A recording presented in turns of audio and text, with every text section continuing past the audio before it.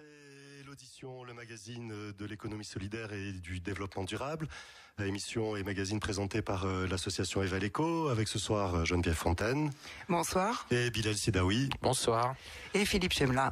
Bonsoir à toutes et tous. Et nous sommes contents de recommencer une nouvelle saison sur Agora Côte d'Azur, qui nous accueille maintenant depuis 4 ans. Et en fait, lorsqu'on a commencé il y a 4 ans avec le titre de ce magazine, le magazine de l'économie solidaire et du développement durable, en définitive, on a peut-être eu une bonne intuition, puisque aujourd'hui, 4 ans après, les choses ont un petit peu évolué et on commence de parler des nouvelles formes de l'économie, de la transition écologique et solidaire, dans lesquelles on retrouve un certain nombre de choses dont on a parlé, qu'on a porté, qu'on essaie d'expliquer, qu'on essaie de mettre en œuvre, notamment sur le Pays de Grâce, dans le cadre de la société coopérative d'intérêt collectif d'Étris, à la Marigarde, où on essaye de traduire concrètement, à la fois par la recherche et par les initiatives, ce que sont ces nouvelles formes de l'économie, de la transition écologique et solidaire. Et peut-être que, Geneviève, tu pourrais nous expliquer le cadre de ce dont on parle.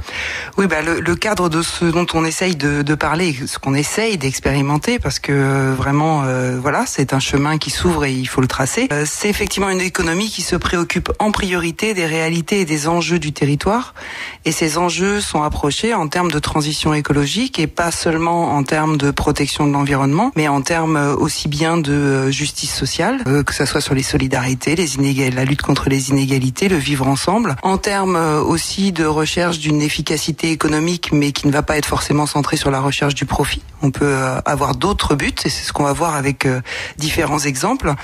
Et en termes, bien sûr, aussi de protection de l'environnement, protection des ressources naturelles ou gestion en commun des ressources naturelles. Donc en fait, il y a en ce moment une convergence entre différentes formes d'économie dont on va vous parler ce soir, que ce soit l'économie circulaire, de la fonctionnalité, l'économie des communs, etc., et qui convergent dans cette idée de forme d'économie de la transition écologique et solidaire. Et globalement, une économie plus citoyenne. Une économie plus citoyenne, une économie démocratisée, plus démocratique, effectivement, dans ses modes de fonctionnement, et surtout une économie qui se préoccupe avant tout des hommes présents aujourd'hui et demain sur Terre, et pas forcément en priorité de la finance et de la recherche du profit. On fera un focus sur les différents types d'entrepreneuriat qui viennent alimenter ces démarches. On va commencer par un exemple. On va inviter par téléphone Tristan Klein. Tristan anime une coopérative d'activité et d'entrepreneurs à Digne, et cette coopérative d'activité et d'entrepreneurs, qui s'appelle Mosaïque, est installée maintenant depuis quelques semaines avec les sociétaires de la coopérative d'Étris. Et Tristan va nous expliquer ce qu'est une coopérative d'activité et d'entrepreneurs, et surtout comment elle vient s'intégrer dans ces nouvelles formes d'entreprendre. Tristan, tu es là ? Oui, je suis là. Bonsoir. Salut. Merci de t'être rendu disponible. J'ai dit que tu étais à Digne et que tu allais donc nous parler de la coopérative que tu animes avec Catherine, qui s'appelle Mosaïque et qui est une coopérative d'activité et d'entrepreneurs. Tu nous expliques ? Oui, donc c'est une entreprise partagée, donc on appelle ça aussi coopérative d'activité et d'emploi, c'est le terme officiel qui est lié à la loi de 2014 sur l'économie sociale et solidaire, qui a un peu posé le cadre plus précisément de ces entreprises qui existent depuis maintenant une vingtaine d'années et qui ont été mises en place sur des préoccupations de personnes qui souhaitaient entreprendre et qui n'étaient plus dans un cadre salarial, mais qui souhaitaient le rester quand même, parce qu'ils avaient souvent fait une grosse partie de leur parcours. Donc ils souhaitaient créer une activité sans pour autant créer une entreprise. Et donc leur principe, c'était de dire quand on crée une entreprise, souvent on est seul. Et puis deuxièmement, on est dans un statut par rapport à ce qui peut arriver dans la vie, c'est-à-dire des changements professionnels ou des pertes d'activité économique, qui est très peu protecteur. Donc l'idée, c'était de dire comment est-ce qu'on peut être dans une entreprise sans pour autant être chef d'entreprise, comment est-ce qu'on peut créer son activité, en être responsable et rester dans un statut salarié. Et donc à partir de cette réflexion-là, ils ont construit les coopératives d'activité d'entrepreneurs qui permettent permettre ça, c'est-à-dire c'est une entreprise partagée. Donc tous ces entrepreneurs, ils mettent en commun toute la gestion administrative, financière, juridique de l'entreprise. Ça, ce sont les fonctions qui sont mutualisées. Les personnes donc restent chefs de leur activité et en fait très concrètement parlant, le bénéfice de l'activité, on va le transformer en salaire. Ça veut dire que chaque personne s'auto-salarie, on peut le dire de cette manière-là, sous couvert d'une entreprise partagée. Donc ils sont bien dans un statut de salarié, mais nous on appelle ça des salariés entrepreneurs. Voilà un petit peu. Donc pour résumer, on a la coopérative. La coopérative d'activité et d'emploi ou d'activité et d'entrepreneur permet de créer son activité individuelle dans un cadre collectif et dans un cadre sécurisé avec un contrat à durée indéterminée et la mutualisation d'un certain nombre de fonctions que tu as citées, la comptabilité, la communication, éventuellement, enfin ce dont la personne a besoin. Donc on est vraiment sur une activité individuelle en principe, en tout cas les gens qui viennent nous voir le sont principalement. Après ça n'empêche pas d'entreprendre à plusieurs, soit en disant chacun est sur son activité économique et on trouve des coopérations, c'est pour ça aussi qu'ils viennent dans une coopérative, c'est pour ne pas être isolés, soit éventuellement rentrer à plusieurs sur une même activité en étant chacun moteur, je dirais, d'une partie éventuellement de l'activité, qui sur le commercial, qui sur la fabrication quand il y a fabrication, et qui sur éventuellement la partie de prestation de service. Voilà. Donc ça permet d'entreprendre en commun aussi, mais on reste toujours sur, je dirais, comptablement parlant, des activités bien individualisées où chacun a ses recettes et ses dépenses. Et ce qui permet quand même d'entreprendre ensemble tout en gardant une forme d'autonomie qui est plus difficile à conserver quand on crée une entreprise à plusieurs, une SCOP ou d'autres formes d'entreprise, où là effectivement le mariage est beaucoup plus intégré et surtout la distinction entre les activités des uns et des autres plus difficile. Donc ça permet de manière, je dirais, pour un démarrage d'activité ou même de façon pérenne, de s'inscrire dans un cadre coopératif d'une entreprise sans pour autant être marié juridiquement parlant de façon trop étroite. Et la possibilité aussi de multi-activité, je crois, Tristan. Tout à fait. De la même manière, c'est-à-dire que finalement, chaque entrepreneur dans la comptabilité, il va avoir son silo comptable et dans lequel va rentrer le résultat de toutes ses activités, aussi bien en recettes qu'en dépenses. Et donc, qu'il ait une seule activité ou qu'il en ait plusieurs, pour nous, ça change peu de choses. Mais ça change les aspects légaux et autres qu'on regarde bien entendu. Mais sinon, il peut cumuler plusieurs activités. Nous, ça se transforme en une fiche de salaire.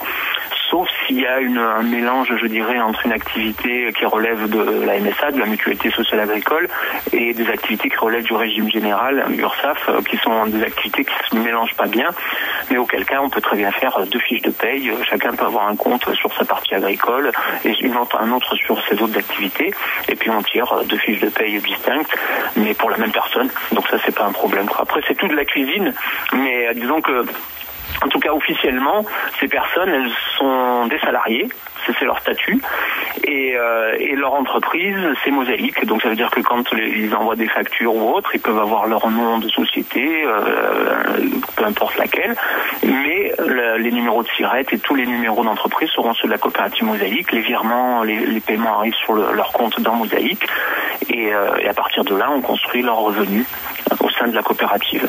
Voilà, donc un cadre d'entreprendre en commun, partagé pour une activité individuelle, une entreprise partagée qui permet la multi-activité, ce qui fait que les personnes peuvent peut-être mieux valoriser l'ensemble de la diversité de leurs compétences. Et si tu veux bien, succinctement, parce que le temps passe vite, faire un petit focus sur l'établissement secondaire de Mosaïque qui s'appelle Mosagri, et peut-être plus particulièrement sur les espaces tests agricoles. On est ici dans le département très faible en termes d'autonomie alimentaire.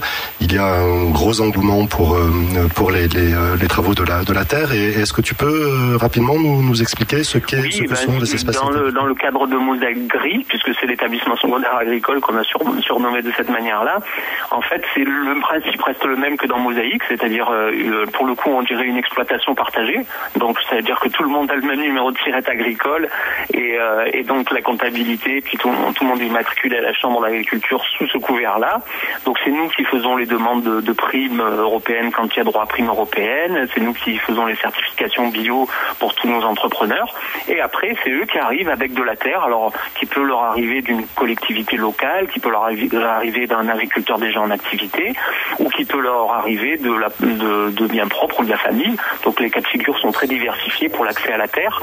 Et le principe, c'est qu'ils puissent essayer grandeur nature de produire et de commercialiser leur production, en sachant que la possibilité leur est faite aussi, si le test d'activité, si on parle des espaces tests agricoles, fonctionne, et bien à ce moment-là, ils ont le choix, soit ils sortent et ils s'installent, un peu comme dans la partie généraliste, ils sortent et ils créent leur entreprise, ou ils restent dans la coopérative, et là ce qui est beaucoup plus original dans le milieu agricole, ils deviennent chefs d'exploitation salariés, quoi, ce qui est quand même pas ordinaire, parce qu'en général les agriculteurs qui sont installés, ils le sont à titre individuel.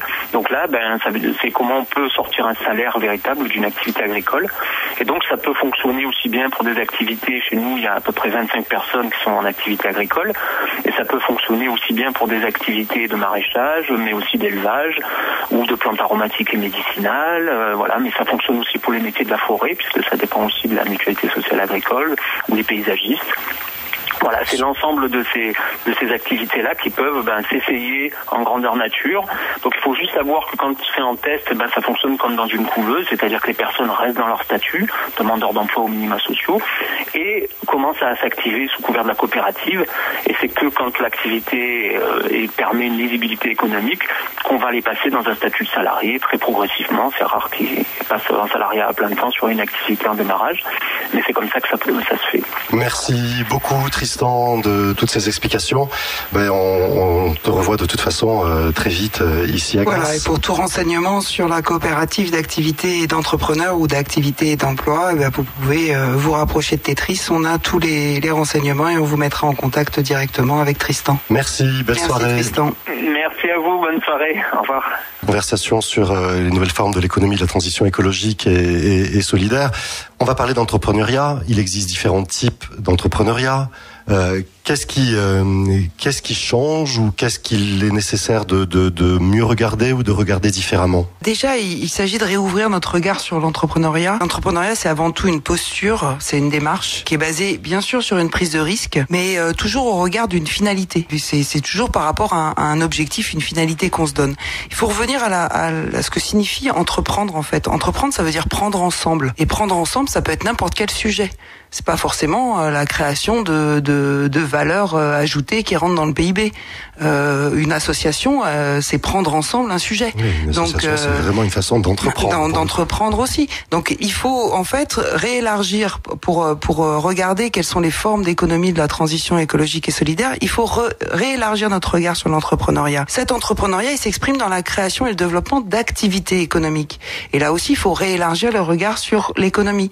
L'économie, c'est la manière dont les hommes s'organisent pour satisfaire leurs besoins. Et le fait que vous rendiez un coup de main à votre voisin, vous rendiez service à votre voisin qui a du mal à se déplacer en ce moment, vous lui permettez de satisfaire un de ses besoins et ça n'a pas forcément besoin de passer par des formes d'entreprendre qui sont forcément marchandes, commerciales, etc. Oui, donc c'est à rebours du regard. On va dire que l'économie, c'est uniquement quand il y a un échange marchand et monétaire. Et qu'on voit l'entrepreneuriat uniquement comme la création d'entreprise. En fait, il y a l'entreprise, c'est une des modes, un des modes d'entreprendre, mais c'est pas le seul. Et donc on peut interroger surtout les modes. Elles peuvent être plus ou moins individuelles, plus ou moins collectives, ces modes d'entreprendre. Et surtout, elles peuvent adresser des manières de produire et d'échanger différentes. L'économie circulaire, l'économie de la fonctionnalité dont on va parler. Et puis elles peuvent aussi s'adresser à des finalités différentes. Ce qui nous met en mouvement et ce qui nous donne envie de prendre ensemble un sujet, on peut être tiré par des motivations, par des aspirations qui peuvent être différentes, qui peuvent aller de la recherche de gagner le maximum d'argent dans une démarche lucrative et marchande à une démarche sans qu'il y ait de notion de jugement de valeur, à une démarche qui va rechercher avant tout la solidarité, les liens de réciprocité, le lien social, la cohésion sociale. essentiel. La finalité qu'on met dans le fait de prendre ensemble un sujet, d'entreprendre, elle peut être extrêmement différente. Et donc c'est la diversité de ces différentes formes d'entreprendre sur un territoire qui peut qualifier peut-être mieux aujourd'hui les formes de l'économie de la transition écologique et solidaire. C'est cette diversité qu'il faut repérer, entretenir, cultiver, développer. Mais exactement de la même manière qu'on parle d'entretenir la biodiversité ou de protéger la biodiversité, il faut absolument réouvrir notre regard et protéger et développer cette diversité des formes. C'est ce qui fait la résilience d'un territoire. On l'a vu avec la crise de 2008, c'est bien les structures de l'économie sociale et solidaire, donc les associations, les mutuelles, les coopératives, etc., qui ont le mieux résisté à la crise. C'est bien la diversité qui permet de résister. Alors ces nouvelles formes de manière de produire ou d'échanger, Bilal, s'il te plaît, peut-être quelques définitions. Oui. En fait, moi j'ai mené mes petites recherches là-dessus, notamment sur ces différentes formes d'économie. Et la moindre des choses, c'est que c'est loin d'être efficace pour tout le monde. Rien que pour la définition de l'économie circulaire, on se rend compte qu'on n'est pas encore, toutes les institutions ne sont pas encore entièrement d'accord sur la définition. D'ailleurs, c'est la première phrase de l'ADEME, donc l'Agence nationale de la maîtrise de l'énergie et de l'environnement, qui nous dit: il n'existe actuellement pas de définition normalisée ni même stabilisée du concept d'économie circulaire. Pour l'ADEME, par exemple. Mais quand on parle d'économie circulaire, on veut dire quoi quand même? Justement, pour l'ADEME, l'économie circulaire, elle peut se définir comme un système économique d'échange et de production pour qui, à tous les stades du cycle de vie des produits, vise à augmenter l'efficacité, l'utilisation des ressources et à diminuer l'impact de l'environnement. Un peu plus loin dans leur définition, on se rend compte que alors ils intègrent évidemment la dimension économique, la dimension environnementale. Je veux dire, en France, ces deux aspects sont quand même relativement bien maîtrisés. Mais l'ADEME inclut bien volontiers l'augmentation du bien-être, donc ce dont Geneviève parlait tout à l'heure.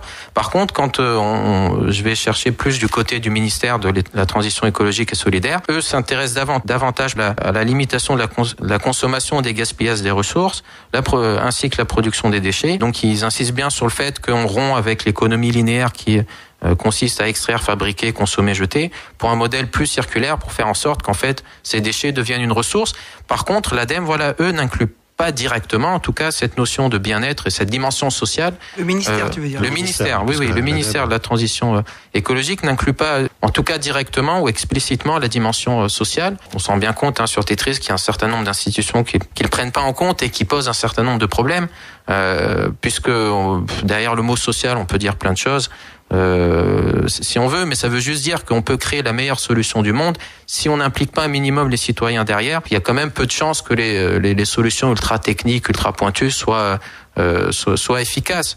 Mais malgré ça, il y a quand même un certain consensus derrière cette définition, où on y reviendra tout de suite après, mais il y a plein quand même de domaines qui rentrent là-dedans. Voilà. Un café et l'audition, deuxième partie, le magazine de l'économie solidaire et du développement durable.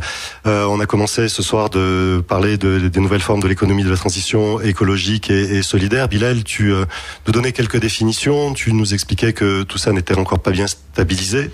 Oui, c'est ça, c'est pas encore stabilisé. Et puis, comme je disais tout à l'heure, certaines, par exemple, le ministère n'intègre pas encore totalement la dimension sociale dans cette définition, mais il y a quand même un consensus qui commence à se créer autour d'un certain nombre de domaines, certes qui touchent essentiellement à l'économie et à l'environnement, mais quand même tous relativement d'accord pour dire que l'économie circulaire renforce l'approvisionnement durable, l'éco-conception, c'est-à-dire prendre en compte la fin de vie en fait du produit au moment même où on va le concevoir, l'écologie industrielle et territoriale. Comment on organise des flux sur un territoire. Oui, voilà, et comment les déchets des uns étant les ressources des autres. Exactement, et comment créer une espèce de synergie intelligente entre les différents acteurs, quels qu'ils soient d'ailleurs, pas forcément liés à l'économie sociale et solidaire. Il y a d'autres notions comme l'économie de fonctionnalité aussi qui ressort beaucoup. C'est-à-dire qu'on va privilégier l'usage plutôt que la propriété. Oui, exactement. Et d'ailleurs, pour illustrer en fait cette économie de fonctionnalité, on prend souvent l'exemple de Michelin, qui par exemple ne vend plus des pneus, notamment aux poids lourds, mais va plutôt faire une sorte de prestation en fait sur les kilométrages parcourus. Mais c'est aussi qui va leur permettre en fait de récupérer le produit en fin de vie, pouvoir mieux le traiter plutôt que le donner entièrement, parce que c'est vrai qu'au final ce genre d'entreprise n'a pas forcément besoin d'être propriétaire de l'objet, c'est la même chose que pour l'autopartage, les vélos libre-service. Tout ça découle de cette façon d'approcher les choses. Oui, tout à fait. C'est qu'on va plus prendre en main l'usage que le produit en lui-même. Voilà. Puis il y a d'autres thèmes aussi, la consommation responsable ou évidemment l'allongement de la durée d'usage ou le recyclage qui fait bien partie de la hiérarchisation des déchets que l'on connaît bien. Consommation responsable, pour moi, c'est un peu un oxymore, mais on n'a pas le temps d'approfondir. Tout ça pose quand même la question des finalités, malgré tout. Oui, parce que, toutes ces formes qu'on dit économie circulaire, économie de la fonctionnalité, on pourrait aussi parler de l'économie collaborative, c'est-à-dire le fait de mutualiser, d'essayer de faire à plusieurs. Mais dans l'économie collaborative, on peut aussi bien avoir la plateforme Uber ou ce genre de choses et captation de la valeur et avec une captation de la valeur dans une démarche tout à fait capitalistique et à côté on a des choses que on va qualifier d'économie du partage mais qui sont beaucoup plus sur effectivement une finalité qui est une finalité de lien social et d'échange et de solidarité et de redistribution équitable de la valeur générée. Donc il faut vraiment à chaque fois interroger la finalité qu'il y a, même si sous couvert de pratiques environnementales vertueuses ou etc. Il y a quand même cette question de la finalité et de la place de la solidarité dans ces différentes formes d'entrepreneuriat. Et c'est ça qu'il faut questionner pour les auditeurs pour arriver à se repérer dans ces nouvelles formes. Où est la place de la solidarité et quelle place on donne et quelle définition on donne à la solidarité. C'est un peu de ça dont on parle quand on parle aujourd'hui d'entrepreneuriat de territoire. Ce que la coopérative Tetris contribue en tout cas à expérimenter. Oui, l'entrepreneuriat de territoire, alors c'est vraiment très très récent. En fait, ça existe depuis très longtemps, mais en fait, il y a un rapport de la Caisse des dépôts et consignations qui a posé un nom. Et finalement, ce nom, il y a beaucoup de gens qui s'y retrouvent. Ils le faisaient, mais voilà, maintenant, c'est ça. Alors en fait, c'est des démarches d'essence entrepreneuriale. Donc, on voit bien cette idée, c'est une posture. Il y a une prise de risque, il y a une envie de faire, il y a tout ça. On est bien dans une notion de prendre ensemble et qui apporte des solutions inédites à des problèmes locaux. Mais ces problèmes locaux, ils sont toujours d'intérêt collectif. Donc là, on voit apparaître quelque chose qui est vers l'intérêt général et donc en tout cas qui dépasse la recherche juste de l'intérêt des personnes qui participent à cet entreprendre. C'est-à-dire que cet intérêt collectif est conscientisé. En tout cas, on cherche à le conscientiser. On le conscientise, c'est-à-dire qu'on se dit on va se mettre à plusieurs, on va prendre ensemble. Alors plusieurs, ça peut être plusieurs structures aussi. C'est pas forcément que plusieurs individus. On va se mettre ensemble, on va prendre le sujet, mais pas juste pour notre intérêt mutuel.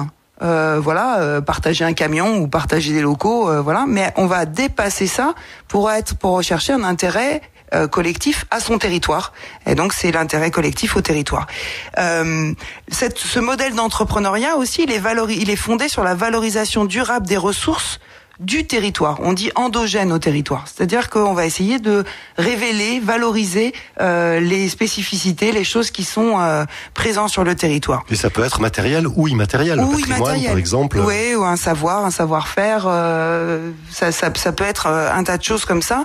Et bien sûr, ces formes d'entreprendre en collectif, parce que c'est une forme, ajoute dessus une gouvernance démocratique. C'est donc des formes d'entreprendre qui sont multi-acteurs ou multi-parties prenantes, avec éventuellement des personnes physiques et puis des personnes morales, et qui vont essayer de mettre en place une gouvernance démocratique pour révéler des ressources de territoire, valoriser ces ressources dans une logique qui n'est pas gagner le maximum pour soi, mais dans une logique qui est être utile au territoire, agir pour l'intérêt collectif au territoire. Donc, il y a réinvestissement de la valeur générée dans l'économie locale. C'est aussi une grosse différence, Et donc on se reconnaît bien. On cherche à éviter les fuites. On cherche à éviter les fuites et surtout on cherche à ce que la valeur qui est générée avec des ressources qui proviennent du territoire retournent vers le territoire et ne servent pas simplement à pomper le territoire pour générer de la valeur qui est ensuite envoyée dans une maison mère, etc.,